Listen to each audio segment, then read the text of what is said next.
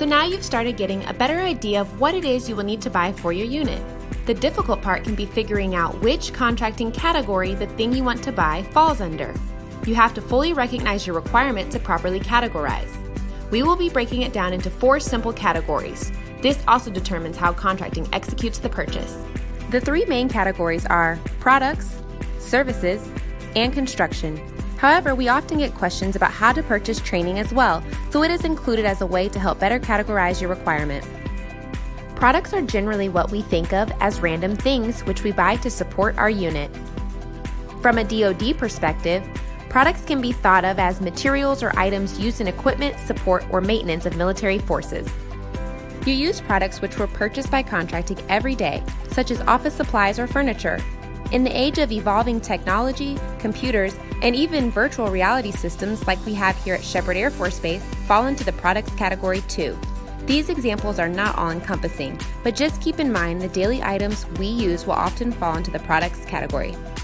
Services can be a little trickier to categorize. Simply put, a service requirement will perform an identifiable task rather than an end item. Services can range from the doctors we see at our medical group to the custodians who clean our offices. At Sheppard Air Force Base, we see services daily, maybe without even realizing it. The workers cooking and serving meals at the dining facilities and the personnel maintaining aircraft are major parts of our base that provide a contracted service for the government. Construction sounds like it would be simple, but it is important to not get it confused with services.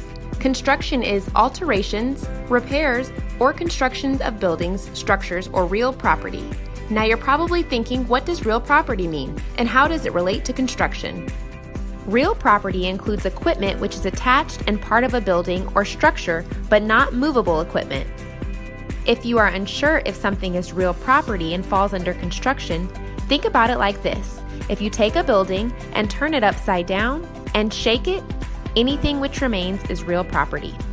Please keep in mind there are exceptions to this rule. Roads, power lines, infrastructure on the flight lines, and building renovations are great examples of how construction surrounds us each day as we're traveling around Sheppard Air Force Base. Training is a little odd because depending on what your office is asking for, training could fall into either products or services mentioned before. Training is defined as something which the primary intent assists in the process of learning.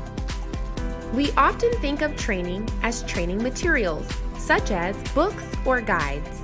This is an example of a product.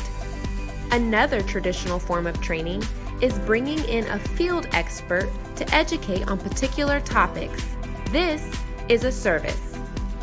A new unique form of training, which we are starting to see, is units requesting software to better train their people. Recognizing and categorizing your requirement will put you in touch with the most helpful experts in each respective category and leading you down the path to ensure you have a successful requirements package. As always, your contracting squadron is here to help and field any questions you may have about these categories, so please reach out to us early and speak with us often.